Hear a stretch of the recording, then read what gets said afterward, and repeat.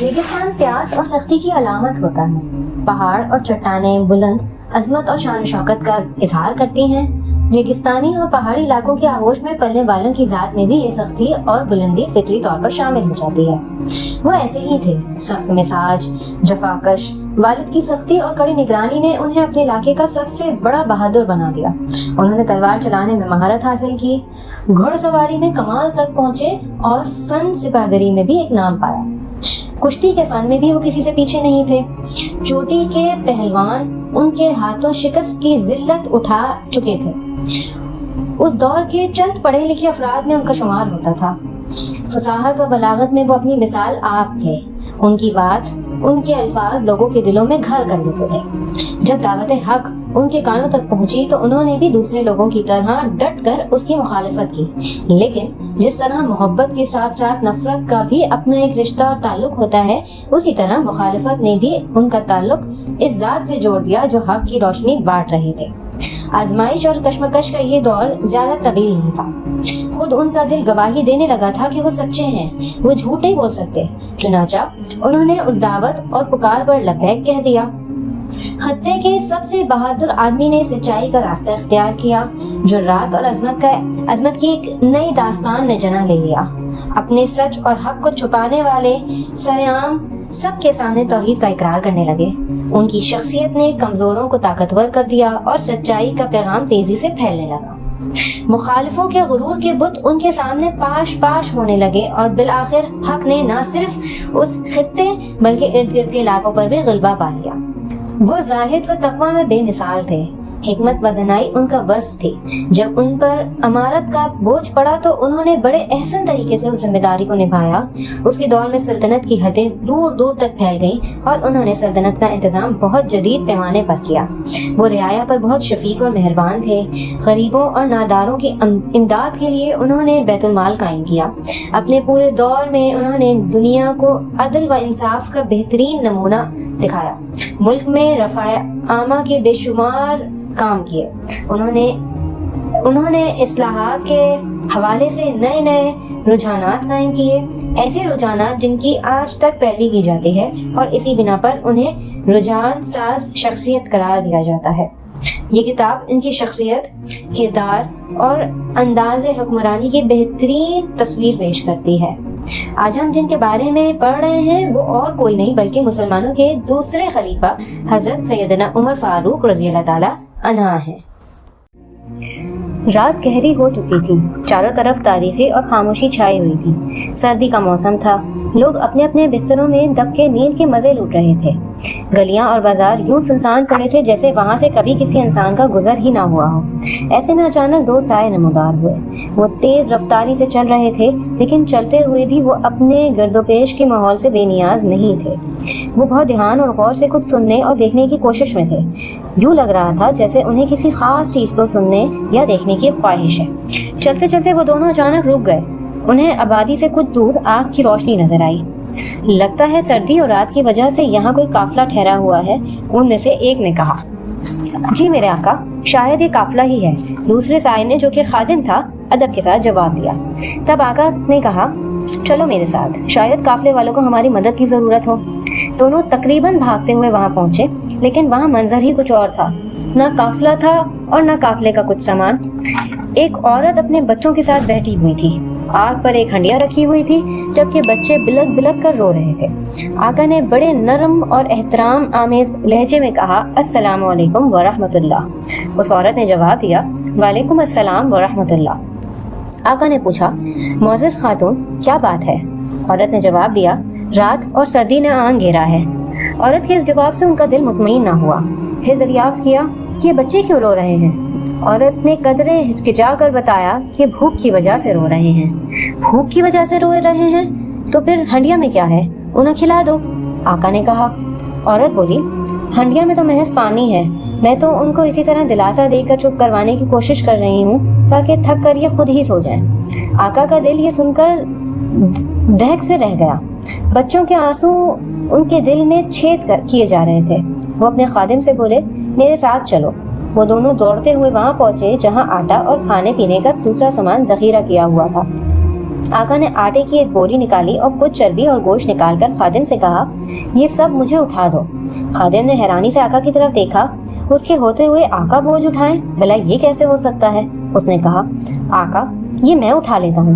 آقا نے فرمایا نہیں، بالکل نہیں، کیا قیامت کے روز میرے گناہوں کا بوجھ تم اٹھاؤ گے؟ اتنا سنتے ہی خادم نے حکم کی تعمیل کی اور سامان آقا کے کندھوں پر رکھ دیا۔ اس کے بعد دونوں پھر تیز تیز قدموں سے چلنے لگے۔ جب وہ یہ سامان لیے اس عورت کے پاس پہنچے تو عورت شدید حیران ہوئی۔ اس کے تو وہم و گمان میں بھی نہ تھا کہ رات کے اس پہر اتنی سردی میں کوئی ان کے ایسے بھی کام آ سکتا ہے۔ آقا نے اپنے کندھوں سے سامان اتارا اور کہا تم آٹا گوندو، میں آگ کو دوبارہ جلانے کا انتظام کرتا ہوں۔ ان کی نظریں بجھتی ہوئی آگ پر تھیں۔ ہنڈیاں کے نیچے لکڑیاں رکھ کر وہ اپنے منہ سے پھونکے مارنے لگے۔ دھواں ان کی آنکھوں میں گھس رہا تھا لیکن وہ آگ جلانے میں لگے رہے۔ غرض آقا نے کھانا تیار کرنے میں اس عورت کی پوری طرح مدد کی۔ کھانا پکنے کے بعد بچوں نے سیر ہو کر کھانا کھایا۔ کھانے کا باقی سامان ان کے پاس چھوڑ کر وہ دونوں اٹھ کھڑے ہوئے۔ تب اس عورت نے کہا جزاک اللہ خیر، امیر المومنین سے زیادہ تم عمارت کے مستحق ہو۔ آقا نے کہا تم جب امیر المومنین کے پاس آؤ گی تو میں انشاءاللہ وہاں ملوں گا۔ اتنا کہہ کر آقا اپنے خادم کے ساتھ وہیں کچھ دور بیٹھ گئے۔ خادم نے کہا آقا یہ آپ کی شان نہیں، یعنی یوں زمین پر اس طرح بیٹھ کر ان کو دیکھنا مناسب نہیں۔ لیکن آقا نے کوئی جواب نہ دیا، چنانچہ خادم بھی خاموشی سے ایک طرف بیٹھ گیا۔ بچے کھانا کھانے کے بعد اب شرارتیں کر رہے تھے۔ یوں ہی ہنستے کھیلتے وہ نیند کی آغوش میں چلے گئے۔ تب آقا نے اپنے خادم سے کہا تمہیں پتا ہے میں نے ایسا کیوں کیا ہے، یعنی میں یہاں کیوں بیٹھ گیا تھا؟ اس نے نفی میں سر ہلا کر کہا نہیں میرے آقا۔ آقا نے کہا میں نے ان بچوں کو روتے ہوئے دیکھا تھا، مجھے اچھا نہیں لگا کہ میں انہیں ہنستے ہوئے دیکھنے سے پہلے چلا جاؤں۔ جب وہ ہنسنے لگے تو میری طبیعت خوش ہو گئی۔ اتنا کہہ کر وہ خادم کو لیے واپسی کے راستے پر چل پڑے۔ آپ اس واقعے سے یقیناً یہ اندازہ لگا چکے ہوں گے کہ یہ آقا اور غلام کون تھے۔ جی ہاں، یہ خلیفہ دوم سیدنا عمر فاروق رضی اللہ تعالیٰ عنہ اور ان کے خادم اسلم تھے، جو رات کو لوگوں کے حالات جاننے کے لیے گشت پر نکلے تھے۔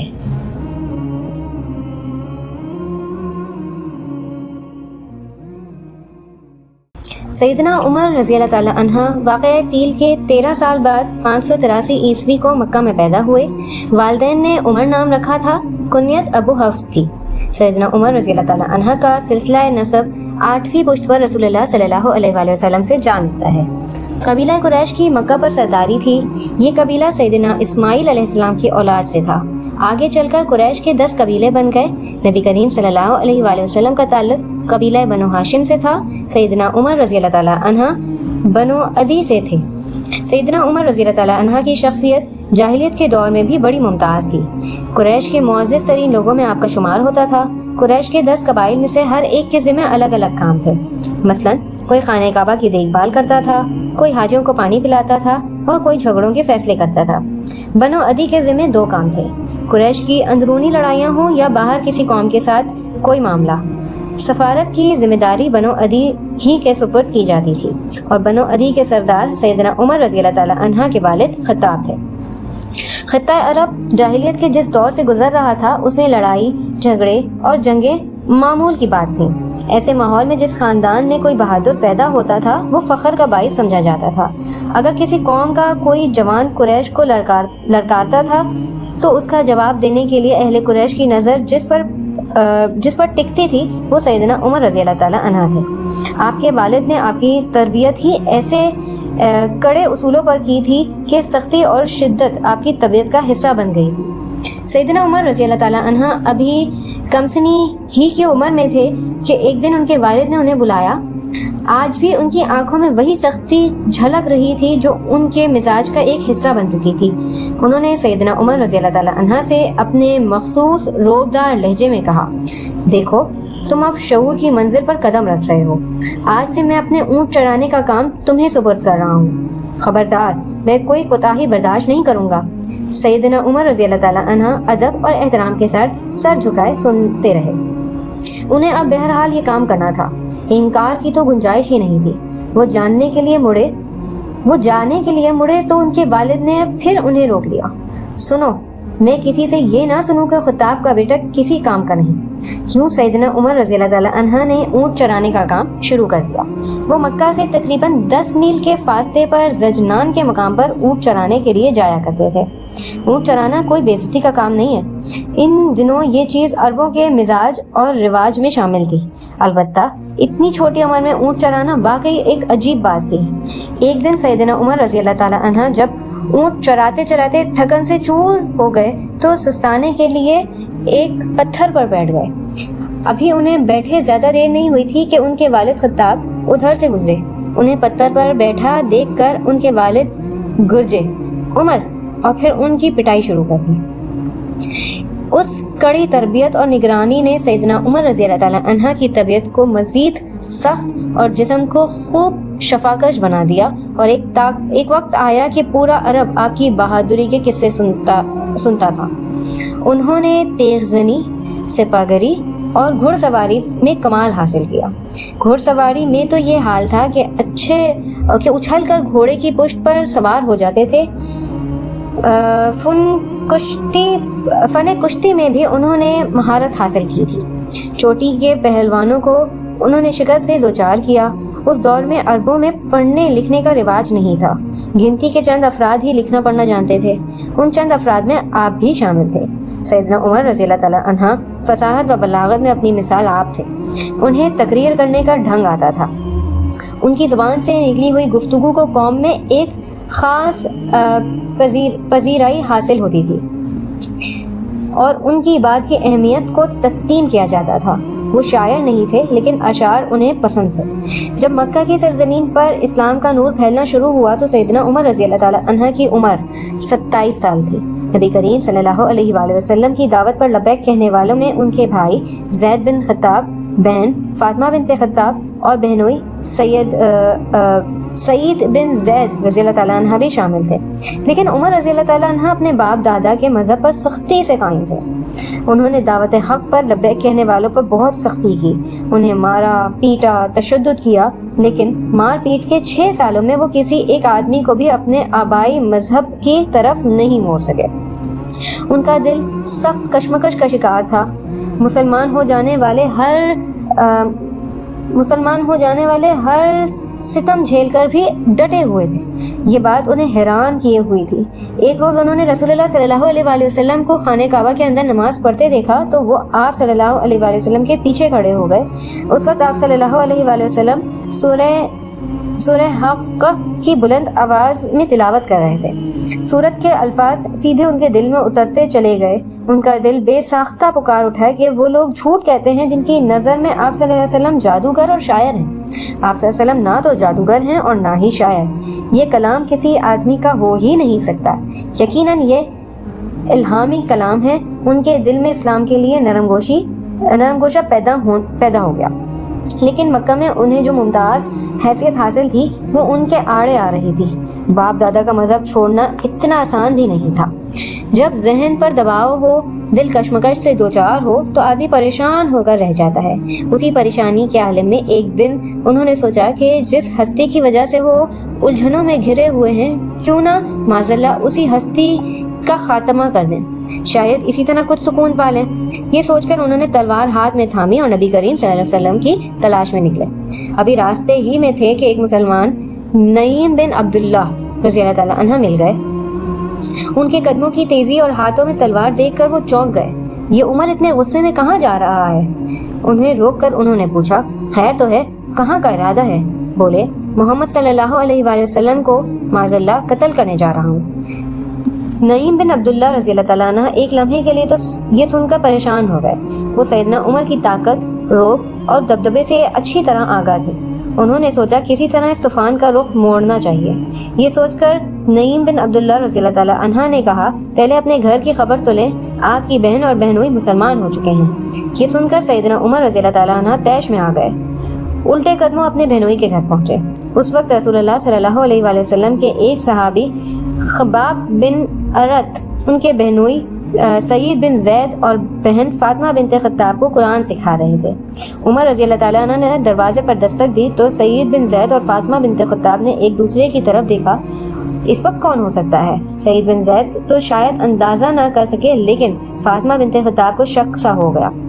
دستک دینے کا یہ انداز عمر کا لگتا ہے۔ ان سے بڑھ کر سیدنا عمر رضی اللہ تعالیٰ عنہ سے کون واقف ہو سکتا تھا؟ آنے والے لمحات ان کے لیے کسی بہت بڑے خطرے کا باعث بن سکتے تھے۔ چنانچہ خباب رضی اللہ تعالیٰ عنہ کو ان دونوں نے چھپا دیا۔ قرآن کے اوراق جن کا وہ مطالعہ کر رہے تھے چھپا دیے گئے، لیکن دستک دینے کے دوران سیدنا عمر رضی اللہ تعالیٰ عنہ تلاوت کی آواز سن چکے تھے۔ ان کے چہرے پر شدید غصہ اور ہاتھوں میں تلوار تھی۔ ان کی اپنی بہن اور بہنوئی اپنے آبائی دین سے پھر گئے تھے۔ ان کے لیے اس سے بڑھ کر صدمے کی اور کوئی بات نہیں ہو سکتی تھی۔ دروازہ کھلا، اندر پہنچے اور تیش کے عالم میں پوچھا، تم لوگ کیا پڑھ رہے تھے؟ یہ سن کر ان کی بہن اور بہنوئی خاموش رہے۔ انہوں نے پھر کہا، مجھے معلوم ہوا ہے کہ تم مسلمان ہو گئے ہو اور اپنے باپ دادا کے مذہب سے پھر گئے ہو۔ اتنا کہہ کر انہوں نے اپنے بہنوئی کو مارنا شروع کر دیا۔ بہن بچانے کے لیے آگے بڑھی تو بہن کے سر پر لکڑی دے ماری، ان کے سر سے خون نکل آیا۔ اس وقت ان دونوں نے کہا، عمر تم نے ٹھیک سنا، ہم مسلمان ہو چکے ہیں، اللہ کے رسول صلی اللہ علیہ وآلہ وسلم پر ایمان لے آئے ہیں، تم سے جو ہو سکے کر لو، اسلام تو اب ہمارے دلوں سے نہیں نکل سکتا۔ سیدنا عمر فاروق رضی اللہ تعالیٰ عنہ نے بہن کے لہولہان سر کو دیکھا اور ان کے یہ الفاظ سنے تو سارا غصہ ختم ہو کر رہ گیا۔ نرمی سے بولے، لاؤ مجھے دکھاؤ جو تم پڑھ رہے تھے۔ نہیں، تم ناپاک ہو، اس لیے تم اسے ہاتھ نہیں لگا سکتے، اسے پڑھنا چاہتے ہو تو پہلے غسل کرو۔ سیدنا عمر رضی اللہ تعالیٰ عنہ کے غسل کرنے پر بہن نے اوراق انہیں دے دیے۔ ان پر سورہ طٰہٰ کی چند آیات لکھی ہوئی تھیں۔ انہوں نے جب ان آیات کو پڑھا تو بے اختیار ان کے منہ سے نکلا، واہ کتنا عمدہ اور اعلیٰ درجے کا کلام ہے۔ سیدنا عمر رضی اللہ تعالیٰ عنہ کی زبان سے یہ الفاظ سن کر خباب بن ارد رضی اللہ تعالیٰ عنہ بھی باہر نکل آئے اور بولے، عمر مجھے امید ہے کہ اللہ تعالیٰ نے اپنے نبی کی دعا کو پورے کرنے کے لیے آپ کو چن لیا ہے۔ میں نے کل ہی آپ صلی اللہ علیہ وآلہ وسلم کو یہ دعا کرتے سنا تھا، الہی ابو جہل بن ہشام یا عمر بن خطاب کے ذریعے اسلام کو قوت عطا کر، لہٰذا عمر اللہ کی طرف آؤ، اللہ کی طرف آؤ۔ یہ سن کر سیدنا عمر رضی اللہ تعالیٰ عنہ نے کہا، مجھے محمد صلی اللہ علیہ وآلہ وسلم کے پاس لے چلو۔ نبی کریم صلی اللہ علیہ وآلہ وسلم اس وقت دار ارقم میں تھے۔ سیدنا عمر رضی اللہ تعالیٰ عنہ نے تلوار کمر کے ساتھ لٹکائی اور خباب بن ارد رضی اللہ تعالیٰ عنہ کے ہمراہ وہاں جا پہنچے۔ دروازے پر دستک دی، اندر صحابہ کرام کے جھرمٹ میں نبی کریم صلی اللہ علیہ وآلہ وسلم موجود تھے۔ ایک صحابی نے جھانک کر باہر دیکھا، سیدنا عمر رضی اللہ تعالیٰ عنہ کو دیکھ کر گھبرا گئے۔ آپ کی سخت مزاجی کا انہیں پوری طرح علم تھا۔ انہوں نے آپ صلی اللہ علیہ وآلہ وسلم کو آگاہ کیا، عمر رضی اللہ تعالیٰ عنہ کمر سے تلوار لٹکائے ہوئے ہیں، نہ جانے ان کا کیا ارادہ ہے۔ آپ صلی اللہ علیہ وآلہ وسلم کے چچا سیدنا حمزہ رضی اللہ تعالیٰ عنہ بھی وہاں موجود تھے۔ اللہ تعالیٰ نے انہیں دلیری کے وصف سے خوب نوازا تھا۔ فوراً بولے، انہیں اندر آنے دو، نیک ارادے سے آئے ہیں تو ٹھیک ہے، ورنہ انہی کی تلوار سے ان کا سر اڑا دوں گا۔ آپ صلی اللہ علیہ وآلہ وسلم نے بھی حکم دیا، انہیں آنے دو۔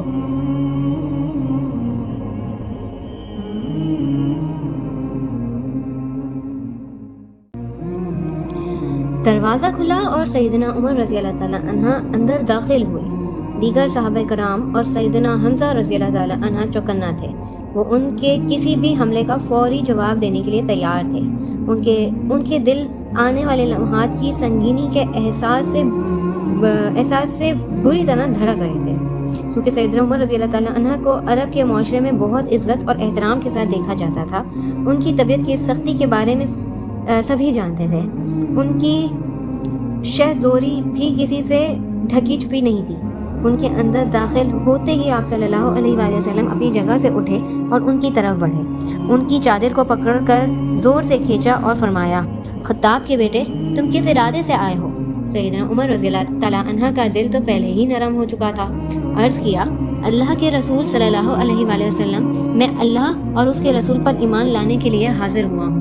یہ سن کر دار ارقم میں موجود تمام صحابہ کرام نے اس زور سے نعرہ تکبیر بلند کیا کہ وادی تکبیر کے نعرے سے گونج اٹھی۔ سیدنا عمر رضی اللہ تعالیٰ عنہ نے کلمہ پڑھا اور اسلام کے دائرے میں داخل ہو گئے۔ اس موقع پر سیدنا عمر رضی اللہ تعالیٰ عنہ نے اپنے دل کی خلش مٹانے کے لیے سوال کیا، اللہ کے رسول، کیا ہم حق پر نہیں ہیں؟ آپ صلی اللہ علیہ وآلہ وسلم نے فرمایا، اس ذات کی قسم جس کے ہاتھ میں میری جان ہے، تم لوگ حق پر ہو۔ یہ سن کر سیدنا عمر فاروق رضی اللہ تعالیٰ عنہ نے عرض کیا، جب ہم حق پر ہیں اور کافر غلط راستے پر، تو پھر اپنا دین کیوں چھپائیں؟ آپ صلی اللہ علیہ وآلہ وسلم نے فرمایا، عمر، ہماری تعداد ابھی کم ہے اور تم دیکھ رہے ہو کہ ہم کن حالات سے گزر رہے ہیں۔ سیدنا عمر رضی اللہ تعالیٰ عنہ فرمانے لگے، اس ذات کی قسم جس نے آپ کو نبی بنا کر بھیجا ہے، میں اسلام لانے سے پہلے جن لوگوں میں اٹھتا بیٹھتا تھا اب مسلمان ہو کر ان کے سامنے جاؤں گا۔ اس پر تمام مسلمان دار ارقم سے 2 صفیں بنا کر نکلے۔ ان کا رخ خانہ کعبہ کی سمت تھا۔ ایک صف کی قیادت سیدنا عمر رضی اللہ تعالیٰ عنہ کر رہے تھے اور دوسری کی سیدنا حمزہ رضی اللہ تعالیٰ عنہ۔ سب نے مسجد حرام میں نماز ادا کی۔ کفار قریش نے دیکھا تو طیش میں آ گئے، لیکن ان دونوں بہادروں کے ہوتے ہوئے وہ کچھ نہیں کر سکتے تھے، چنانچہ خون کے گھونٹ پی کر رہ گئے۔ بعد میں جب سیدنا عمر رضی اللہ تعالیٰ عنہ انہیں تنہا نظر آئے تو ان پر حملہ آور ہو گئے۔ انہوں نے بھی ڈٹ کر ان کا مقابلہ کیا۔ بالآخر کافر انہیں چھوڑ کر چلے گئے۔ یہ واقعہ نبوت کے 6 سال پیش آیا۔ ایمان لانے کے بعد سیدنا عمر رضی اللہ تعالیٰ عنہ 6 سال تک مکہ ہی میں قیام پذیر رہے۔ پھر جب دوسرے مسلمانوں کے ساتھ مدینے کی طرف ہجرت کی تو کفار کو اعلانیہ کہا، میں آج مکے سے جا رہا ہوں، کسی میں ہمت ہے تو مجھے روک کر دکھائے۔ لیکن کون تھا جو انہیں روکنے کی جرت کرتا؟ لوگوں کی نظروں کے سامنے ان کے غرور کے بت پاش کر کے سیدنا عمر رضی اللہ تعالیٰ عنہ مکہ سے مدینے کی طرف چل دیے۔ ہجرت کا یہ سفر بستی قبا پر ختم ہوا۔ قبا مدینے سے تقریباً 4 کلومیٹر کے فاصلے پر واقع ہے۔ سیدنا عمر رضی اللہ تعالیٰ عنہ کو وہاں آپ صلی اللہ علیہ وسلم کا انتظار تھا۔ وہ آپ کی ہمراہی میں مدینے میں داخل ہونا چاہتے تھے۔ بالآخر انتظار کی گھڑیاں ختم ہو گئیں۔ عرب کے چاند نبی کریم صلی اللہ علیہ وآلہ وسلم سیدنا ابو بکر صدیق رضی اللہ تعالیٰ عنہ کے ہمراہ تشریف لے گئے اور قبا میں کچھ عرصہ قیام کیا۔ اس مقام پر مسجد قبا کی تعمیر ہوئی۔ جب سب مسلمان قبا میں پہنچے تو مدینے کا رخ کیا گیا۔ مدینے میں نبی کریم صلی اللہ علیہ وآلہ وسلم نے مہاجرین اور انصار میں بھائی چارے کا رشتہ قائم کروایا تو سیدنا عمر رضی اللہ تعالیٰ عنہ کو اتبان بن مالک رضی اللہ تعالیٰ عنہ کا بھائی بنایا۔ انہوں نے اپنا نصف مکان ان کے حوالے کر دیا۔ ایک صحابی سیدنا عبداللہ بن زید رضی اللہ تعالیٰ عنہ نے خواب میں اذان کے الفاظ سنے۔ انہوں نے یہ الفاظ نبی کریم صلی اللہ علیہ وآلہ وسلم کو سنائے تو آپ صلی اللہ علیہ وسلم نے سیدنا بلال رضی اللہ تعالیٰ عنہ کو حکم دیا کہ اذان کہیں۔ سیدنا بلال رضی اللہ تعالیٰ عنہ جو ہی اذان شروع کی، سیدنا عمر فاروق رضی اللہ تعالیٰ عنہ آپ صلی اللہ علیہ وسلم کی خدمت میں حاضر ہوئے اور بولے، اللہ کے رسول صلی اللہ علیہ وآلہ وسلم، اس ذات کی قسم جس نے آپ کو نبی بنا کر بھیجا ہے، میں نے بھی بالکل یہی الفاظ خواب میں سنے تھے۔ یہ سن کر نبی کریم صلی اللہ علیہ وآلہ وسلم نے خوشی اور مسرت کا اظہار کیا، چنانچہ اذان کے وہ الفاظ ہمیشہ کے لیے مقرر فرما دیے گئے۔ ہجرت کی دوسرے سال جنگ بدر ہوئی۔ سیدنا عمر فاروق رضی اللہ تعالیٰ عنہ بھی اس جنگ میں شریک ہوئے اور انہوں نے ایک نامور بہادر عاص بن ہشام کو قتل کیا۔ یہ ان کے سگے ماموں لگتے تھے۔ اس جنگ میں مسلمانوں کو فتح حاصل ہوئی۔ 70 قیدی ان کے ہاتھ لگے۔ نبی کریم صلی اللہ علیہ وآلہ وسلم نے صحابہ کرام سے مشورہ فرمایا کہ ان قیدیوں سے کیسا معاملہ کرنا چاہیے۔ سیدنا ابو بکر صدیق رضی اللہ تعالیٰ عنہ نے فدیہ لے کر چھوڑنے کی رائے دی۔ یہ قیدی وہ تھے جو اسلام اور مسلمانوں کو مٹانے کے لیے آئے تھے۔ شرک کے اندھیروں میں ڈوبے یہ لوگ ہر صورت میں مسلمانوں کو ختم کر دینا چاہتے تھے۔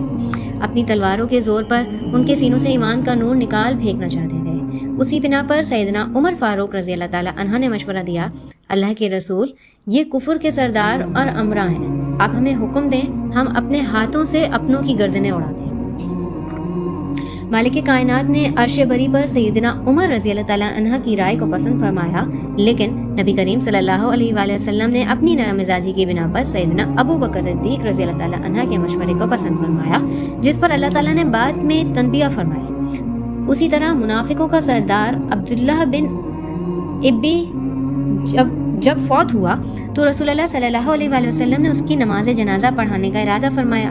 سیدنا عمر رضی اللہ تعالیٰ عنہ نے عرض کیا، اللہ کے رسول، اس نے فلاں موقع پر ہمارے ساتھ یہ کیا تھا، آپ پھر بھی اس کی نماز جنازہ پڑھانے کے لیے تیار ہیں؟ آپ صلی اللہ علیہ وسلم نے اس کے باوجود نماز جنازہ پڑھا دی، جس پر اللہ تعالیٰ نے قرآن مجید میں یہ حکم اتار دیا کہ ان میں سے کوئی مر جائے تو آپ اس کے جنازے کی 'کی ہرگز نماز نہ پڑھائیں اور نہ ہی اس کی قبر پر کھڑے ہوں'۔ اس کے علاوہ بھی کئی موقع پر اللہ تعالیٰ نے ان کی موافقت میں آیات اتاری. مثلا سیدنا عمر رضی اللہ تعالیٰ عنہ نے خواہش ظاہر کی کہ مقام ابراہیم کو نماز کے لیے مصلی بنا لیں. اللہ تعالیٰ نے قرآن کی یہ آیت نازل فرما دی کہ اور تم مقام ابراہیم کو نماز کی جگہ بنا لو. سیدنا عمر رضی اللہ تعالیٰ عنہ فطری طور پر بہت دلیر تھے. مشرکوں سے ڈرنا، ان کے سامنے جھکنا انہیں کسی بھی صورت میں گوارا نہیں تھا. اس لیے صلح حدیبیہ کے موقع پر انہوں نے رسول اللہ صلی اللہ علیہ وآلہ وسلم سے عرض کیا، اللہ کے رسول صلی اللہ علیہ وآلہ وسلم، کیا آپ اللہ کے سچے نبی نہیں ہیں؟ آپ صلی اللہ علیہ وآلہ وسلم نے ارشاد کیا، یقیناً میں اللہ کا سچا نبی ہوں. سیدنا عمر رضی اللہ تعالیٰ عنہ نے پھر عرض کیا، کیا ہم حق پر اور ہمارا دشمن باطل پر نہیں ہے؟ آپ صلی اللہ علیہ وسلم نے فرمایا، ہاں ہم حق پر اور ہمارا دشمن باطل پر ہے. تب سیدنا عمر رضی اللہ تعالیٰ عنہ نے کہا، اللہ کے رسول صلی اللہ علیہ وآلہ وسلم، جب ہم حق پر اور ہمارا دشمن باطل پر ہے پھر دب کر صلح کیوں کریں؟ آپ صلی اللہ علیہ وآلہ وسلم نے فرمایا، میں اللہ کا رسول ہوں، اللہ کے حکم کے خلاف نہیں کرتا، وہی میرا مددگار ہے. سیدنا عمر رضی اللہ تعالیٰ عنہ پھر سیدنا ابو بکر رضی اللہ تعالیٰ عنہ کے پاس گئے اور ان سے بھی یہی بات کہی. انہوں نے بھی وہی جواب دیا. نبی کریم صلی اللہ علیہ وآلہ وسلم اللہ کے رسول ہیں، آپ اپنے رب کی نافرمانی نہیں کر سکتے، وہی آپ کا حامی ہے.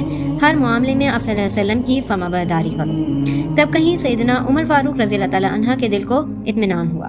واپسی میں سورہ فتح نازل ہوئی جو مومنوں کے دلوں کو سکون بخشنے کے لیے کافی تھی. سیدنا عمر رضی اللہ تعالیٰ عنہ نے صلح حدیبیہ کے موقع پر اپنے جن جذبات کا اظہار کیا تھا، معاذ اللہ ان کا مطلب کسی شک یا وسوسے کا اظہار نہیں تھا، بلکہ وہ چونکہ فطری طور پر بہادر اور جرأت مند آدمی تھے، اسی لیے چاہتے تھے کہ کافروں سے دب کر بات نہ کی جائے. بعد میں انہیں پوری زندگی اس بات پر افسوس رہا. اپنی اس غلطی کے کفارے کے لیے انہوں نے بہت سے روزے رکھے، کئی غلام آزاد کیے اور نفل نمازیں ادا کی.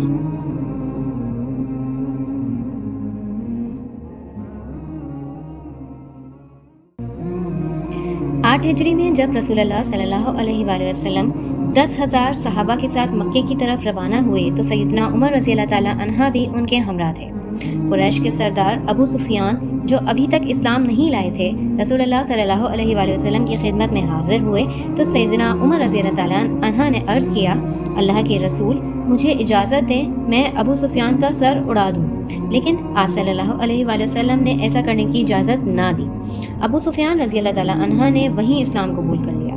فتح مکہ کے بعد غزوہ حنین پیش آیا. سیدنا عمر رضی اللہ تعالیٰ عنہ ان چند افراد میں شامل تھے جو ابتدا میں مسلمانوں کے پاؤں اکھڑنے کے بعد رسول اللہ صلی اللہ علیہ وآلہ وسلم کے ساتھ میدان جنگ میں ڈٹ کر کھڑے رہے. بعد میں مسلمانوں نے پلٹ کر کفار پر پے در پہ حملے کیے اور ان کو شکست سے دوچار کیا. جنگ تبوک میں سیدنا عمر رضی اللہ تعالیٰ عنہ نے اپنے مال کا نصف حصہ رسول اللہ صلی اللہ علیہ وآلہ وسلم کی خدمت میں پیش کیا تاکہ جنگ کی تیاری ہو سکے. یہی وہ جنگ تھی جس کے بعد رسول اللہ صلی اللہ علیہ وآلہ وسلم اس دنیا سے رخصت ہوئے. نبی کریم صلی اللہ علیہ وآلہ وسلم کی وفات کا سانحہ سیدنا عمر رضی اللہ تعالیٰ عنہ کے لیے ایک انہونی تھی. انہیں یقین ہی نہیں آ رہا تھا.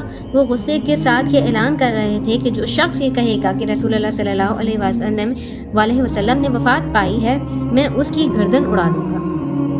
سیدنا ابو بکر صدیق رضی اللہ تعالیٰ عنہ نے انہیں سمجھایا تو انہیں نبی صلی اللہ علیہ وآلہ وسلم کی وفات کا یقین آیا. جب خلافت کے مسئلے پر مسلمانوں میں اختلاف پیدا ہوئے تو اس موقع پر سیدنا عمر رضی اللہ تعالیٰ عنہ ہی تھے جنہوں نے سیدنا ابو بکر صدیق رضی اللہ تعالیٰ عنہ کا نام گرامی خلافت کے لیے پیش کیا اور کہا، ابو بکر صدیق رضی اللہ تعالیٰ عنہ رسول اللہ صلی اللہ علیہ وآلہ وسلم کے صحابی ہیں، غار کے ساتھی ہیں، یہ تمام مسلمانوں سے زیادہ ہمارے معاملات کے ولی ہونے کے حقدار ہیں. سبھی مسلمانوں نے ان کی رائے سے اتفاق کیا. سیدنا ابو بکر صدیق رضی اللہ تعالیٰ عنہ کی خلافت تقریباً 2.25 برس رہی. جمادی اول 13 ہجری میں سیدنا ابو بکر صدیق رضی اللہ تعالیٰ عنہ سخت بیمار ہو گئے. بچنے کی امید جب کم ہو گئی تو انہوں نے خلافت کے بارے میں چند اہم اور قریبی صحابہ سے مشورہ کیا اور پھر خود ہی سیدنا عمر کا نام بطور خلیفہ تجویز کر دیا. صحابہ کرام نے عرض کی کہ وہ مزاج کے بہت سخت ہیں۔ سیدنا ابو بکر صدیق رضی اللہ تعالیٰ عنہ نے ارشاد کیا کہ جب ان پر خلافت کا بوجھ پڑے گا تو نرم ہو جائیں گے۔ سیدنا ابو بکر صدیق رضی اللہ تعالیٰ عنہ نے وفات سے قبل انہیں وصیت کی کہ عراق میں مسلمان ایرانیوں سے لڑ رہے ہیں، ان کے لیے فوراً مدد بھیجی جائے۔ 22 جمادی الثانی کو سیدنا ابو بکر صدیق نے وفات پائی۔ تمام مسلمانوں نے سیدنا عمر کی بیعت کر لی۔ اس طرح سیدنا عمر رضی اللہ تعالیٰ عنہ مسلمانوں کے دوسرے خلیفہ راشد بن گئے۔ سیدنا عمر رضی اللہ تعالیٰ عنہ زاہد و تقویٰ میں سب سے بڑھ کر تھے۔ اسی کا اثر تھا کہ اللہ تعالیٰ نے ان کے دل کو حکمت سے بھر دیا تھا اور ان کی زبان سے حکمت و دانائی ہی کی بات نکلتی تھی۔ طلحہ بن عبیدہ رضی اللہ تعالیٰ عنہ فرماتے ہیں، سیدنا عمر رضی اللہ تعالیٰ عنہ نہ تو اسلام لانے والوں میں ہم سے آگے تھے، نہ ہجرت میں ہم سے سبقت لی، لیکن آپ دنیا سے بے رغبت اور آخرت کی رغبت رکھنے والے تھے۔ ربیع بن زیاد حارثی رحمۃ اللہ علیہ فرماتے ہیں، میں سیدنا عمر بن خطاب کے پاس گیا، انہوں نے سخت خوراک کی وجہ سے پیٹ میں تکلیف کا بتایا۔ میں نے کہا، امیر المومنین، تمام لوگوں سے بڑھ کر اچھی خوراک، نرم لباس اور سواری کے آپ مستحق ہیں۔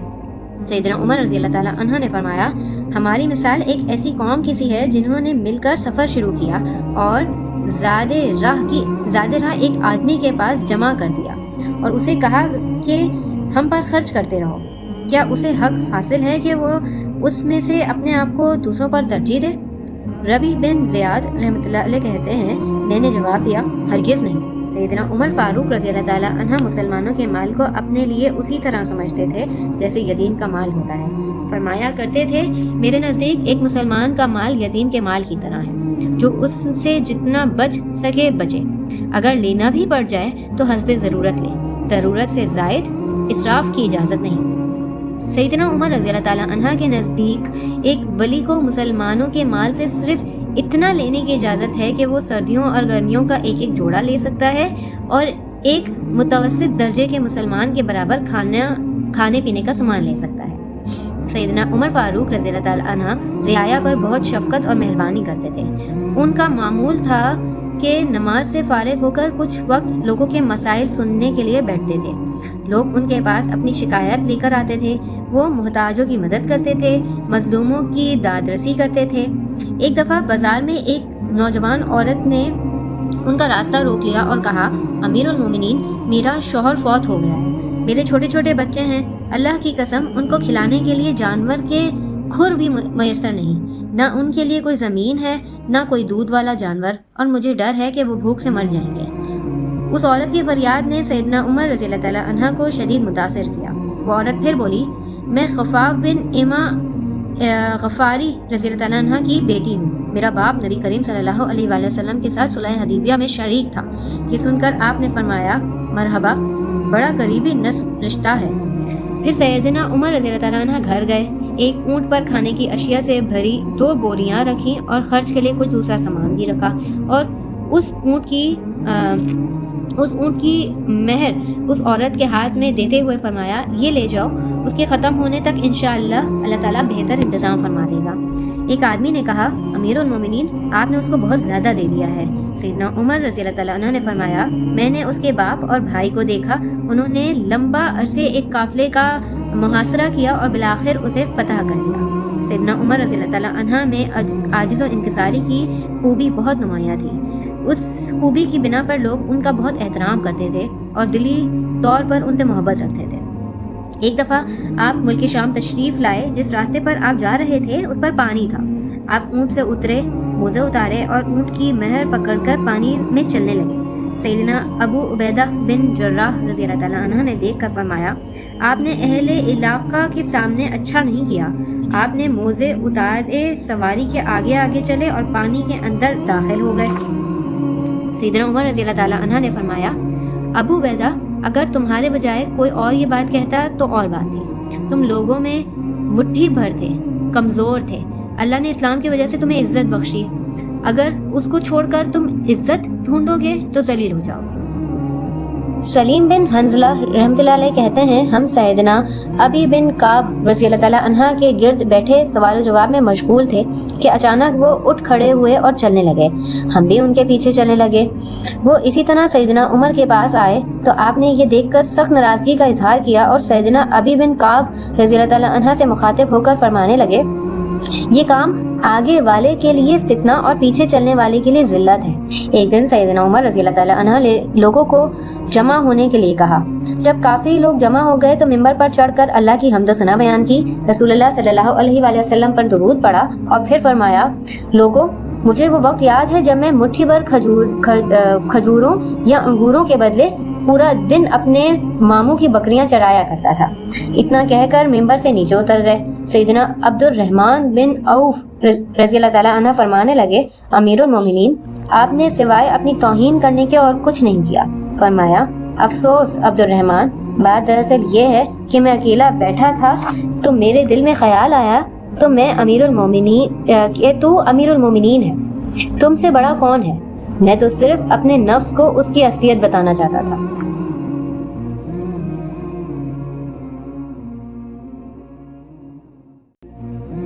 عبداللہ بن عمر رضی اللہ تعالیٰ عنہ فرماتے ہیں میں نے ایک اونٹ خریدا اور اسے چراگاہ میں بھیج دیا. جب وہ موٹا ہو گیا تو بازار لے آیا. سیدنا عمر فاروق رضی اللہ تعالیٰ عنہ نے بازار میں آئے ہوئے اس موٹے تازے اونٹ کو دیکھ کر فرمایا یہ کس کا ہے؟ جواب ملا عبداللہ بن عمر رضی اللہ تعالیٰ عنہ کا. فوراً پکار کر بولے عبداللہ بن عمر شاباش شاباش امیر المومنین کے بیٹے. آواز سن کر میں دوڑتا ہوا آیا اور پوچھا امیر المومنین کیا بات ہے؟ بولے یہ اونٹ کیسا ہے؟ میں نے جواب دیا یہ کمزور سا اونٹ تھا, میں نے لے کر چراگاہ میں بھیج دیا. فرمایا اچھا چراگاہ والے کہتے ہوں گے امیر المومنین کے بیٹے کا اونٹ ہے, اسے چارہ کھلاؤ, اسے پانی پلاؤ.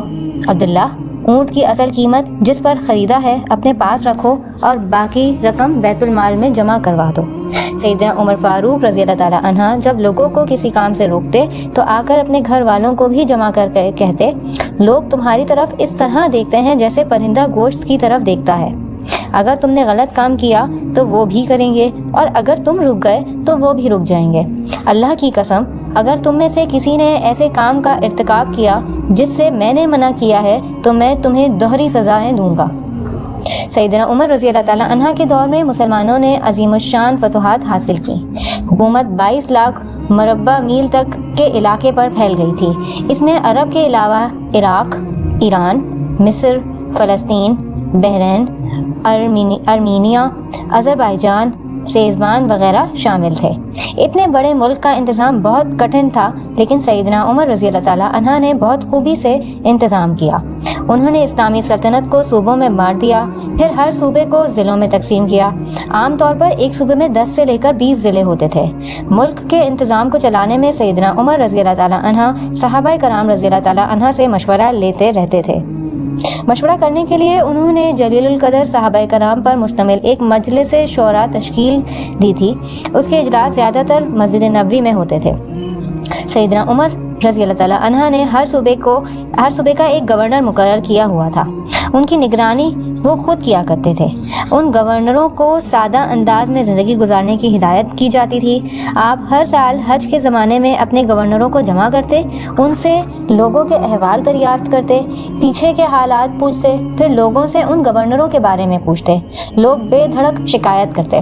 سیدنا عمر رضی اللہ تعالیٰ عنہ لوگوں کے سامنے اس قسم کا خطبہ دیتے لوگوں تم پر جو حاکم مقرر کیے گئے ہیں وہ اس لیے نہیں بھیجے گئے کہ تمہیں ماریں پیٹیں اور تمہارا مال چھین لیں, بلکہ انہیں اس لیے بھیجتا ہوں کہ وہ تمہیں رسول اللہ صلی اللہ علیہ وآلہ وسلم کے طریقے سکھائیں. اگر کسی نے اس کے خلاف کیا ہے تو مجھ سے بیان کرو تاکہ میں اس کا بدلہ لوں. لوگوں کو عام اجازت تھی کہ وہ کسی وقت بھی اپنی شکایت پیش کر سکتے تھے. ایک دفعہ مصر کے ایک غریب شخص نے گورنر کے بیٹے کی شکایت کی کہ اس نے اسے بلا وجہ پیٹا ہے. سیدنا عمر رضی اللہ تعالیٰ عنہ نے باپ بیٹے کو بلوایا, پھر اس غریب کو کوڑا دے کر کہا جتنے کوڑے اس نے تمہیں مارے تھے اتنے ہی تم اسے مارو. उस गरीब ने कोड़े मारे। तादाद पूरी होने पर सैयदना उमर रज़ी अल्लाह ताला अन्हा ने फरमाया, अब 2-4 कोड़े गवर्नर को भी मारो, लेकिन उस आदमी ने ऐसा करना पसंद ना किया। सैयदना खालिद बिन वलीद रज़ी अल्लाह ताला अन्हा इस्लाम के बहुत बड़े जनरल थे। उन्होंने 20 लड़ाइयाँ लड़ी, बड़ी बड़ी सल्तनतों को उन्होंने मलिया मेट करके रख दिया। सैयदना उमर रज़ी अल्लाह ताला अन्हा के दौर में जब वो मुसलसल फतुहात हासिल करते जा रहे थे तो ऐन उस हालात में सैयदना उमर रज़ी अल्लाह ताला अन्हा ने उन्हें सिपा सालारी से माज़ूल कर दिया। लोगों ने वजह पूछी तो उन्होंने फरमाया, मुसलमान ये ख्याल करने लगे थे कि ये फतुहात खालिद बिन वलीद रज़ी अल्लाह ताला अन्हा की वजह से हो रही हैं, जबकि फतुहात हमें अल्लाह ताला की मेहरबानी से हो रही हैं। जजीरा के गवर्नर अयाज बिन गनम रज़ी अल्लाह ताला अन्हा के बारे में इतला मिली कि वो एक बारीक लिबास पहनते हैं। दरवाजे पर दरबान भी मुकर्रर कर रखा है। आपने उन्हें फ़ौरन बुलवाया, उनके लिबास को उतरवा कर बालों का बना हुआ खुरदरा कुर्ता पहना दिया और बकरियों का रेवड़ मंगवा कर उन्हें हुक्म दिया कि जंगल में जाओ और बकरियां चराओ। अयाज बिन गनम रज़ी अल्लाह ताला अन्हा सहाबी थे, एक सूबे के गवर्नर थे। इतनी सख्त सज़ा सुनने के बाद उन्होंने वादा किया कि वो आइंदा ऐसा लिबास नहीं पहनेंगे। चुनांचा सैयदना उमर ने उन्हें माफ़ करके अपने ओहदे पर वापस भेज दिया। अयाज बिन गनम रज़ी अल्लाह ताला अन्हा जब तक जिंदा रहे मोटा लिबास पहनते रहे, ना कभी बारीक लिबास पहना, ना दरवाजे पर दरबान मुकर्रर किया। फतुहात का दायरा फैलने से बेपनाह माल गनीमत हासिल हो रहा था। चुनांचा सैयदना उमर रज़ी अल्लाह ताला अन्हा ने 15 हिजरी में बैतुल माल कायम कर दिया। उनमें से यतीमों, गरीबों, नादारों और बेवाओं को वजीफे दिए जाते थे। ज़रूरतमंदों को कर्ज भी दिया जाता था। जंगी ज़रूरियात पर भी खर्च किया जाता था। एक दिन सैयदना उस्मान रज़ी अल्लाह ताला अन्हा ने सैयदना उमर रज़ी अल्लाह ताला अन्हा को तेज़ धूप में भागते देखा तो हैरान हुए। पूछने पर पता चला कि बैतुल माल का ऊँट गुम हो गया था, उसको तलाश कर रहे थे। सैयदना उमर रज़ी अल्लाह ताला अन्हा ने अपनी बीवी को बैतुल माल की खुशबू फरोख्त करने के लिए दी। वज़न पूरा करने के लिए कभी कभी वो अपने दांतों से खुशबू तोड़ती थी। उस अमल के दौरान कुछ खुशबू उनकी उंगलियों के साथ लग गई। उन्होंने वो खुशबू अपने दुपट्टे के साथ मल ली। सैयदना उमर फारूक रज़ी अल्लाह ताला अन्हा तशरीफ़ लाए तो पूछा, ये खुशबू कैसी है? जवाब में उन्होंने सारा किस्सा बयान कर दिया। सैयदना उमर रज़ी अल्लाह ताला अन्हा ने उनका दुपट्टा उतार कर ज़मीन पर मलना शुरू कर दिया और फरमाया, तुम मुसलमानों की खुशबू से खुशबू हासिल करती हो। मट्टी में मिलने के बाद उसको पानी से धोया और उस वक्त तक धोते रहे जब तक उसकी खुशबू ख़त्म ना हो गई। एक मरतबा रोम के बादशाह का एलची सैयदना उमर रज़ी अल्लाह ताला अन्हा के पास आया। आपकी बीवी ने 1 दिनार कर्ज लेकर उसका इतर खरीदा और उसे शीशियों में भरकर एलची के साथ शाह रोम की बीवियों को तोहफे में भेज दिया। जब तोहफा शाह रोम की बीवियों को मिला तो उसने इतर निकाल कर खाली शीशियों को हीरे जवाहरात से भरा और सैयदना उमर रज़ी अल्लाह ताला अन्हा की बीवी को भिजवा दिया। आपकी बीवी ने जवाहरात शीशियों से निकाल कर चटाई पर बिखेरे हुए थे कि सैयदना उमर घर में दाखिल हुए और पूछा, ये क्या है? बीवी ने सारा माजरा सुनाया। आपने सारे जवाहरात बेचकर 1 दिनार बीवी को वापस किया और बाकी दिनार बैतुल माल में जमा करवा दिए। एक दफ़ा बीमारी की हालत में इलाज के लिए शहद तजवीज़ किया गया। बैतुल माल में शहद मौजूद था, लेकिन आपने लेना गवारा ना किया। आखिरकार लोगों को जमा किया गया। जब सबने इजाज़त दे दी तब शहद लिया। अब्दुल रहमान बिन नजी कहते हैं कि मैं आपके पास हाजिर था, गुलाम दूध धो कर लाया। आपने उसका जायका बदला हुआ महसूस किया। गुलाम से पूछा, ये दूध कहाँ से लाए हो? उसने जवाब दिया, ऊँटनी का बच्चा दूध पी गया था, मैंने बैतुल माल की ऊँटनी का दूध आपको दिया। आपने कहा, अफसोस तू मुझे आग पिला रहा है, जाओ अली बिन अबी तालिब रज़ी अल्लाह ताला अन्हा को बुला कर लाओ। वो बुला कर लाए तो आपने फरमाया, उसने मुझे बैतुल माल की ऊँटनी का थोड़ा सा दूध पिलाया है, क्या तुम मुझे उसकी इजाज़त देते हो? क्या वो मेरे लिए हलाल है? सैयदना अली रज़ी अल्लाह ताला अन्हा ने फरमाया, अमीरुल मोमिनीन आपके लिए हलाल है। सैयदना उमर रज़ी अल्लाह ताला अन्हा ने अदल इंसाफ का बेहतरीन नमूना दुनिया को दिखाया। आपने ऐसे काजी मुकर्रर किए जिनके दिल अल्लाह के खौफ से लबरेज थे। उन लोगों को ये हुक्म था कि तमाम फैसले कुरान और हदीस के मुताबिक किए जाएं। काजियों की तनख्वाहें मुकर्रर की गईं। आपने कूफे में शरीह रहमतुल्लाह अलैह को काजी मुकर्रर किया। उनके फैसलों ने बहुत शोहरत हासिल की। वक्त आने पर वो अमीरुल मोमिनीन के खिलाफ भी फैसला दे देते थे। आपने पुलिस का महकमा कायम किया। खुद रियाया का हाल जानने के लिए रातों को गश्त किया करते थे। मुल्क शाम के सफ़र से लौट रहे थे कि एक बुढ़िया नज़र आई। उसने पूछा, बड़ी बी عمر کے بارے میں کچھ معلوم ہے؟ وہ بولی، ہاں سنا ہے، شام گیا ہوا ہے، اللہ اسے سمجھے، آج تک اس نے مجھے پھوٹی کوڑی نہیں دی، اسے معلوم نہیں میں کتنی تنگی سے گزارا کر رہی ہوں۔ سیدنا عمر رضی اللہ تعالیٰ عنہ نے یہ سن کر فرمایا، بڑی بھی، تم نے جا کر عمر کو اپنا حال بتایا؟ بڑھیا نے کہا، اگر اسے رعایا کا حال معلوم نہیں تو خلافت کیوں کرتا ہے؟ سیدنا عمر فاروق رضی اللہ تعالیٰ عنہ یہ سن کر رو پڑے، پھر اس سے پوچھا، تم کیا لے کر عمر کو معاف کر سکتی ہو؟ اس نے کہا، اگر مجھے 25 دینار مل جائیں تو میں معاف کر دوں گی۔ آپ نے اسی وقت اسے 25 دینار دے دیے۔ وہ خوش ہو کر دعائیں دینے لگی، اللہ عمر کو معاف کرے، اس پر اپنی رحمت نازل کرے۔ بعد میں سیدنا عمر رضی اللہ تعالیٰ عنہ نے اس کا وظیفہ مقرر فرما دیا۔ ایک مرتبہ آپ نے ایک ننھے بچے کو روتے دیکھا تو اس کی ماں پر ناراض ہوئے کہ وہ بچے کو دودھ کیوں نہیں پلاتی۔ وہ آپ کو پہچانتی نہیں تھی، کہنے لگی، امیر المومنین نے حکم دیا ہے کہ جب تک بچہ ماں کا دودھ پیتا رہے گا بیت المال سے اس کا وظیفہ مقرر نہ کیا جائے گا۔ میں اس کا دودھ چھڑوا رہی ہوں تاکہ وظیفہ لگ جائے، یہی اس کے رونے کی وجہ ہے۔ سیدنا عمر رضی اللہ تعالیٰ عنہ یہ سن کر بہت روئے، پھر اعلان کر دیا کہ جس دن کوئی بچہ پیدا ہوگا اس کا وظیفہ اسی دن مقرر ہو جائے گا۔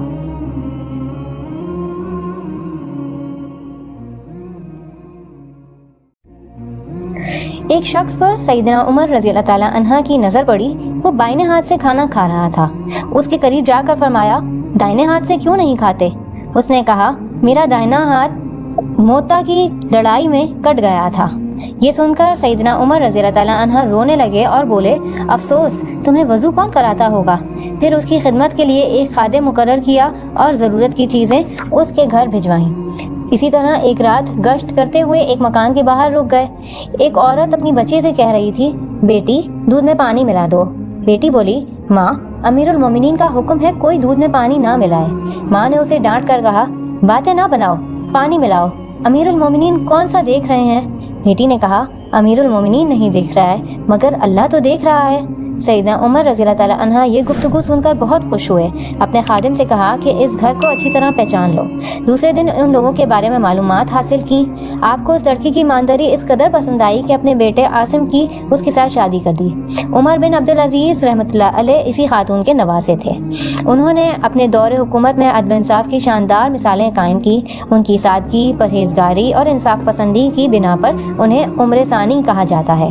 سیدنا عمر فاروق نے راستوں میں چوکیاں بنوائیں تاکہ راستے محفوظ رہیں، شہروں میں مہمان خانے بنوائے، ملک میں جگہ جگہ نہریں کھدوائیں جن سے آبپاشی آسان ہو گئی، سڑکیں اور پل بنوائے، نئے شہر بسائے، قریباً 4000 مساجدیں تعمیر کروائیں، خانہ کعبہ اور مسجد نبوی کو وسیع کروایا، سن ہجری قائم کیا، مردن شماری کا نظام رائج کیا، سکہ جاری کیا، قرآن و حدیث کی تعلیم عام کر دی۔ آپ نے تمام علاقوں میں فقیہ مقرر کیے، لوگ ان سے دینی مسائل کا حل پوچھتے تھے۔ ان کے زمانے میں اسلام بہت تیزی سے پھیلا۔ آپ نے غیر مسلموں سے اچھا سلوک کرنے کی ہدایت کی تھی، اسی لیے ان میں سے اکثر مسلمان ہو جاتے تھے۔ ملک شام میں مسلمانوں کو مسجد بنانے کے لیے ایک زمین کی ضرورت پیش آئی۔ زمین ایک یہودی کی مالکیت تھی۔ مسلمانوں نے زمین اس سے خریدنا چاہی لیکن یہودی نے انکار کر دیا۔ مسلمانوں نے زبردستی زمین پر قبضہ کر کے مسجد تعمیر کر لی۔ یہودی نے سیدنا عمر رضی اللہ تعالیٰ عنہ سے شکایت کی۔ سیدنا عمر رضی اللہ تعالیٰ عنہ نے حکم دیا کہ مسجد ناجائز طریقے سے بنائی گئی ہے، اسلام اس کی اجازت نہیں دیتا، مسجد کو گرا کر زمین یہودی کو دے دی جائے۔ چنانچہ زمین یہودی کو واپس دے دی گئی، اس نے اس جگہ اپنا مکان بنا لیا۔ سیدنا عمر رضی اللہ تعالیٰ عنہ نے جنگوں کا سلسلہ بڑھنے سے باقاعدہ فوجی نظام تشکیل کر دیا، فوجیوں کی تنخواہیں مقرر کی، مجاہدین کے بیوی بچوں اور غلاموں کے وظیفے مقرر کیے، فوج کو 2 حصوں میں تقسیم کیا، ایک باقاعدہ فوج جو ہمیشہ محاذوں پر رہتی تھی، دوسری رضاکار فوج۔ یہ لوگ عموماً گھروں میں رہتے تھے، ضرورت پڑنے پر انہیں محاذ پر بھیجا جاتا تھا۔ ان کی تنخواہیں باقاعدہ فوج سے کم تھیں۔ ملک میں جگہ جگہ فوجی چھاؤنیاں قائم کی، فوج کے ساتھ خزانچی، طبیب، جراح، مال غنیمت کا حساب رکھنے والے، دوسرے زبانیں جاننے والے اور دشمنوں کی جاسوسی کرنے والے بھی رہتے تھے۔ فوج کی تعلیم کا انتظام بھی کیا۔ اس منظم فوج نے ملکوں کے ملک فتح کر ڈالے۔ مجاہدین جدھر کا رخ کرتے تھے فتح ان کے قدم چومتی تھی۔ عراق، مدائن، حلوان، جزیرہ، نہاوند، آذربائیجان، ارمینیا اور بے شمار علاقے مسلمانوں کے قبضے میں آئے۔ ان میں بیت المقدس بھی شامل تھا۔ فلسطین ان دنوں شام کا حصہ تھا۔ رسول اللہ صلی اللہ علیہ وآلہ وسلم کے سفر معراج کی پہلی منزل بھی یہی تھی۔ مسلمانوں کا پہلا قبلہ بھی یہی تھا۔ نہ صرف یہودی اور عیسائی بلکہ مسلمان بھی اس کی بہت عزت کرتے تھے۔ مسلمانوں نے جب بیت المقدس کا محاصرہ کیا تو شہروں کے باشندوں نے دروازے بند کر لیے۔ چند دن محاصرے میں گزار کر انہوں نے مسلمانوں کے سپہ سالار ابو عبیدہ بن جراح کو پیغام بھجوایا کہ ہم شہر مسلمانوں کے حوالے کرنے کے لیے تیار ہیں، لیکن شرط یہ ہے کہ مسلمانوں کے خلیفہ خود یہاں آئیں اور صلح کا معاہدہ کریں۔ ابو عبیدہ بن جراح نے یہ بات سن کر سیدنا عمر تک پہنچائی۔ سیدنا عمر رضی اللہ تعالیٰ عنہ نے صحابہ سے مشورہ کر کے بیت المقدس کا رخ کیا۔ دنیا کے بڑے بڑے حکمران جن کا نام سن کر کانپ اٹھتے تھے، ان کے سفر کا حال یہ تھا کہ ایک غلام کے سوا ان کے ساتھ کوئی نہیں تھا۔ فوج نہ خیمے، نہ کارے، نہ جھنڈے، بڑی سادگی سے سفر کیا۔ بیت المقدس کے قریب جا کر صحابہ نے مشورہ دیا کہ لباس تبدیل کر لیں۔ ایک قیمتی پوشاک پیش کی گئی، لیکن آپ نے وہ لباس پہننے سے انکار کر دیا اور فرمایا، اللہ نے ہمیں جو عزت دی ہے وہ اسلام کی وجہ سے ہے اور ہمارے لیے یہی کافی ہے۔ غرض اس ہی حالت میں شہر میں داخل ہوئے۔ عیسائیوں نے شہر آپ کے حوالے کر دیا۔ مسلمانوں نے وہاں ایک مسجد تعمیر کی جس کا نام مسجد عمر رکھا گیا۔ یہ مسجد آج بھی وہاں موجود ہے۔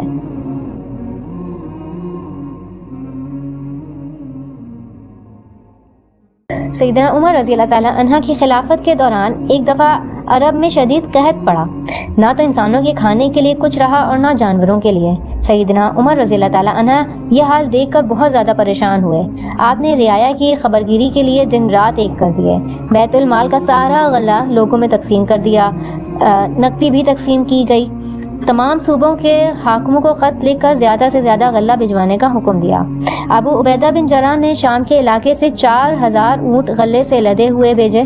سیدنا عمر بن عاص رضی اللہ تعالیٰ عنہ نے مصر سے سمندر کے راستے غلے سے لدے ہوئے بحری جہاز روانہ کیے۔ ہر جہاز پر 6000 من غلہ لدا ہوا تھا۔ سیدنا عمر نے غلے کی تقسیم کا انتظام کچھ اس طرح سے کیا کہ قحط کا شکار ہونے والوں کے نام رجسٹروں میں لکھے گئے۔ ہر نام کے ساتھ ان کی ضرورت کے مطابق غلے کی مقدار لکھی گئی۔ پھر ہر شخص کو غلے کی پرچی دے دی جاتی جس پر سیدنا عمر کی مہر ہوتی تھی۔ اس قحط کے دوران ان لوگوں میں غلہ، گوشت، کھجوریں اور کپڑے بھی تقسیم کیے گئے۔ قحط کے دوران سیدنا عمر نے گوشت، دودھ اور گھی کا استعمال بالکل ترک کر دیا تھا۔ اکثر بھوکے رہتے یا عام لوگوں کے ساتھ مل کر کھاتے۔ اس فاقہ کشی کا اثر آپ کے جسم پر بھی پڑا۔ لوگ انہیں دیکھ کر کہتے کہ اگر قحط دور نہ ہوا تو رعایا کا غم انہیں مار ڈالے گا۔ قحط کے دنوں میں سخت بے چین رہے۔ آپ اللہ تعالیٰ سے گر گڑا کر دعا کرتے تھے، اے اللہ میرے اعمال کی وجہ سے محمد صلی اللہ علیہ وآلہ وسلم کی امت کو تباہ نہ کر۔ آخر ایک دن نبی صلی اللہ علیہ وآلہ وسلم کے چچا سیدنا عباس رضی اللہ تعالیٰ عنہ کو اور دوسرے مسلمانوں کو ساتھ لے کر نماز استسقاء ادا کی اور اللہ تعالیٰ سے بڑی عاجزی کے ساتھ بارش کی دعا کی۔ ابھی دعا ہو ہی رہی تھی کہ آسمان پر بادل چھا گئے۔ ایسی مستدار بارش ہوئی کہ ہر طرف پانی ہی پانی نظر آنے لگا۔ اس بارش نے خشک کھیتوں میں جان ڈال دی اور قحط دور ہو گیا۔ سیدنا عمر فاروق کی دلی تمنا تھی کہ انہیں شہادت کی موت نصیب ہو اور شہادت رسول اللہ صلی اللہ علیہ وآلہ وسلم کے شہر میں ہی ملے۔ خلافت کے 11ویں سال ان کی یہ دعائیں قبول ہوئیں۔ 23 ہجری میں حج کے لیے مکہ گئے۔ حج سے واپس لوٹے تو جمعے کے دن مسجد میں خطبہ دیا جو کہ بہت طویل تھا۔ اس خطبے میں جہاں آپ نے بہت سی نصیحتیں کی، وہاں اپنے ایک خواب کا ذکر کرتے ہوئے فرمایا، میں سمجھتا ہوں کہ میری موت کا وقت قریب آ گیا ہے۔ مدینے میں مغیرہ بن شعبہ کا ایک ایرانی کاریگر غلام ابو لولو فیروز تھا۔ ایک دن اس نے سیدنا عمر سے اپنے آقا کی شکایت کی کہ وہ کام زیادہ لیتا ہے اور معاوضہ کم دیتا ہے۔ سیدنا عمر نے اس کی تحقیق کی تو کہا کہ تمہاری شکایت جائز نہیں، تمہارے کام کے حساب سے معاوضہ مناسب معلوم ہوتا ہے۔ اس پر ابو لولو ناراض ہو کر چلا گیا۔ اگلے دن ابو لولو فجر کی نماز سے پہلے مسجد میں جا کر چھپ گیا۔ جب سیدنا عمر نماز پڑھنے لگے تو اس نے کونے سے نکل کر سیدنا عمر فاروق پر 2 دھاری خنجر سے 6 وار کیے۔ پھر دوسرے مسلمانوں کو زخمی کرتا ہوا بھاگا، لیکن پکڑا گیا۔ پکڑے جاتے ہی اس نے اس خنجر کو اپنے پیٹ میں بھونک لیا اور وہیں مر گیا۔ سیدنا عمر فاروق شدید زخمی ہو گئے تھے۔ ایسے میں انہوں نے عبداللہ بن عباس سے دریافت کیا مجھے کس نے مارا ہے؟ انہوں نے بتایا مغیرہ بن شعبہ کے غلام ابو لولو فیروز نے۔ یہ سن کر فرمایا اللہ کا شکر ہے میری موت کسی ایسے شخص کے ہاتھ سے نہ ہوئی جو اسلام کا دعویٰ کرتا ہو۔ لوگ آپ کو اٹھا کر گھر لائے، تمام لوگ غم سے نڈھال تھے۔ ایسے میں کسی نے آپ سے کہا امیر المومنین اللہ کی بشارت سے خوش ہو جائیں، آپ ان اصحاب میں ہیں جو بہت پہلے اسلام لائے اور رسول اللہ صلی اللہ علیہ وسلم کے ساتھی بنے، خلیفہ بنائے گئے تو آپ نے انصاف سے کام لیا۔ یہ سن کر سیدنا عمر نے فرمایا اللہ کرے یہ چیزیں میرے گناہوں کے برابر ہی ہو جائیں، مجھے کوئی عذاب ہو نہ ثواب۔ ان کے کہنے کا مطلب تھا کہ بس عذاب سے بچ جاؤں۔ حالت جب زیادہ نازک ہو گئی تو فرمایا میں خلافت کا حقدار عثمان، علی، عبد الرحمن بن عوف، سعد بن ابی وقاص، طلحہ اور زبیر رضی اللہ تعالیٰ عنہ سے زیادہ کسی کو نہیں سمجھتا۔ رسول اللہ صلی اللہ علیہ وآلہ وسلم بھی وفات تک ان سے خوش تھے۔ اس میں سے جسے خلیفہ چن لیا جائے اس کی اطاعت کرنا۔ پھر اپنے بعد ہونے والے خلیفہ کے لیے وصیت کی کہ مہاجرین اور انصار سے اچھا سلوک کرنا، جو لوگ ہماری پناہ میں آ جائیں ان کی جانوں اور مالوں کی حفاظت کرنا، ان سے کیے ہوئے عہد کو پورا کرنا۔ آپ نے یکم محرم 24 ہجری کو 63 سال کی عمر میں وفات پائی۔ آپ کو شہادت کا رتبہ ملا۔ آپ کو نبی کریم صلی اللہ علیہ وآلہ وسلم کے ساتھ دفن کیا گیا۔ آپ کی اولاد میں 9 لڑکے اور 5 لڑکیاں تھیں۔ آپ کی بیٹی سیدہ حفصہ کو رسول اللہ صلی اللہ علیہ وآلہ وسلم کی ازواج مطہرات میں شامل ہونے کا شرف حاصل ہے۔ سیدنا عمر فاروق رضی اللہ تعالیٰ عنہ میں زہد و تقویٰ اپنی انتہا پر تھا۔ عبادت کا شوق ان کی روح کا حصہ بن چکا تھا۔ نوافل ادا کرتے، روزے رکھتے، قرآن میں قیامت کی آیت پڑھ کر بہت روتے۔ رمضان المبارک میں پورا مہینہ تراویح کی نماز کو آپ ہی نے باجماعت کروایا۔ آپ بہت بہادر تھے، سوائے اللہ کے کبھی کسی سے نہ ڈرتے تھے۔ صبر، برداشت اور تحمل ان کی ذات کا نمایاں حصہ تھے۔ نبی کریم صلی اللہ علیہ وآلہ وسلم سے بے انتہا محبت رکھتے تھے۔ نبی کریم صلی اللہ علیہ وآلہ وسلم نے انہیں دنیا ہی میں جنتی ہونے کی بشارت دے دی تھی۔ سیدنا عمر فاروق رضی اللہ تعالیٰ عنہ کو اللہ تعالیٰ نے فصاحت و بلاغت کی خوبیوں سے نوازا تھا۔ ان کی زبان سے ہمیشہ حکمت و دانائی ہی کی بات نکلتی تھی۔ آئیے ہم بھی ان کے چند اقوال کا مطالعہ کریں۔ نمبر 1، جس سے تمہیں نفرت ہے اس سے ڈرتے رہو۔ نمبر 2، جو خود کو جنتی کہے وہ جہنمی ہے۔ نمبر 3، توبہ کی تکلیف سے گناہ چھوڑنا آسان ہے۔ نمبر 4، بزرگ بننے کے لیے علم حاصل کرو۔ نمبر 5، جو آدمی خود کو عالم کہے وہ جاہل ہے۔